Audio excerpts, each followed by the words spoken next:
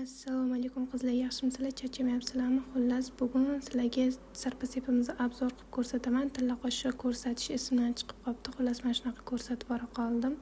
Keyin mana shunaqa narsacha, nomini o'zim ham esimdan chiqarib qo'ydim hozir. Keyin abadokcha, yana bitta abadok. Xullas, mana shunaqa bezatilgan ikkita zireycha, u xohishga qarab qilib berilgan zireychalar. Zireychalar xohlasanglar qo'shib beramiz, xohlasanglar qo'shmay qo'yamiz. Keyin bugun dadam menga vizitka chiqartirib berdi. Buni 2 kun deganda zo'rg'a chiqartirib keldilar o'zi ham. Xullas, mana shunaqa yopib, upakovka qilib qo'ydim, chiroyli qilib.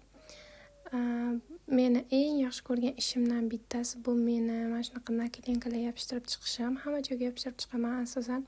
Meni taniydiganlar ko'pchiligi biladi bu xarakterimni. Xullas, mana shunaqa egasi ochishi uchun undan oldin hech kim ochmasligi uchun mana shunaqa naklenka bilan yopib qo'ydim. Xullas, paka-paka.